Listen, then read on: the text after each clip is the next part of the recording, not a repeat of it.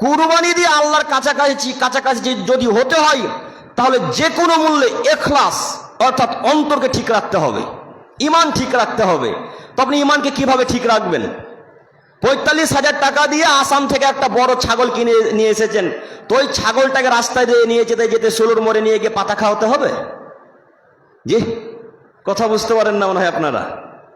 রাজস্থান থেকে একটা উট ক্রয় করে নিয়ে এসেছেন, তো উটটাকে গোটা পাঁচ মাথার মোড় আর সোলুর মোড় আর বড়জ আর জঙ্গিপুর গোটা সাইদাপুর এলাকা ঘুরিয়ে নিয়ে এলেন। বলেন এতে ইখলাস কোথায় থাকলো? বলেন এতে আল্লাহকে খুশি করার কোথায় বাক্য থাকলো? আল্লাহ নবী বলছেন যে আল্লাহকে খুশি করতে হলে এখান থেকে কুরবানি করতে হবে, অন্তর থেকে। তো আমরা যারা কুরবানি করছি পশুটাকে তো বাজারে গিয়ে পাতা খাওয়াচ্ছি, আমরা যারা কুরবানি করছি পশুটাকে নিয়ে তো আপনার কাঁঠালের পাতা বাজারে চায়ের দোকানে খাওয়াতে হয়।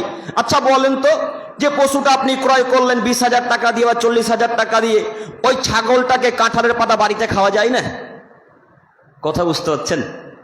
ওই ছাগলটাকে তো কাঁঠালের পাতা বাড়িতেও খাওয়া যায়, কর্মীর শাক বাড়িতেও খাওয়া যায়, ইত্যাদি ইত্যাদি গাছপালা যা কিছু খাওয়াবেন বাড়িতেও খাওয়া যায়।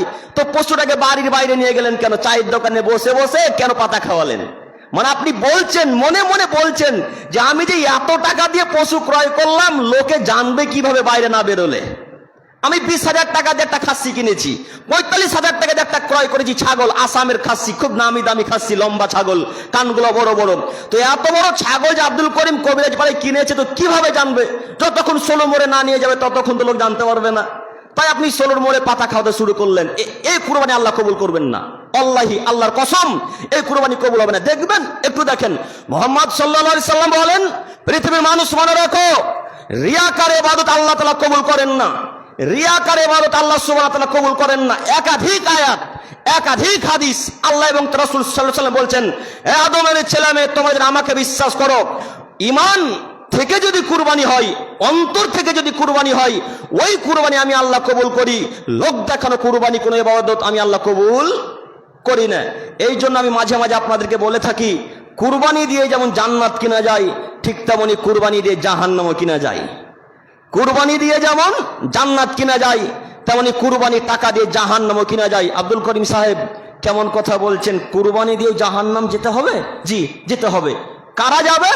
যারা পশুটাকে রাস্তাতে দেখানোর জন্য বের করবে তারা জাহান্নামে যাবে। এদের এক পয়সা নেকি আল্লাহ তাআলা দিবেন না। কথা বুঝে আসছে? এক নেকিও আল্লাহ দিবেন না। যদি আল্লাহ তাআলা এক নেকি দেয় তাহলে ইসলাম মিথ্যা ধর্ম, নাউজুবিল্লাহি মিন জালিক। ইসলাম মিথ্যা ধর্ম নয়, ইসলাম চূড়ান্ত সত্য ধর্ম। যে একজনের কথাতে চলে, তার নাম মুহাম্মদ সাল্লাল্লাহু আলাইহি ওয়াসাল্লাম। তিনি বলেছেন যে লোক দেখানো ইবাদত আল্লাহ সুবহানাহু ওয়া তাআলা কবুল করেন না। অতএব আজকে থেকে কবরেজ প্রাণ মানুষের মাথাতে বেঁধে নিতে হবে কথাকে, যে পশুটা যা হবে হোক বাড়িতেই হবে, গাছপালা পাতা খাওয়াবো, বাড়ির বাইরে নিয়ে যাবো ইনশাল্লাহ, ইনশাল্লাহ, ইনশাল্লাহ। আর আজকের পর থেকে যদি বাইরে বের হয় তাহলে বুঝতে হবে যে কুরবানি আল্লাহ কবুল করবেন না।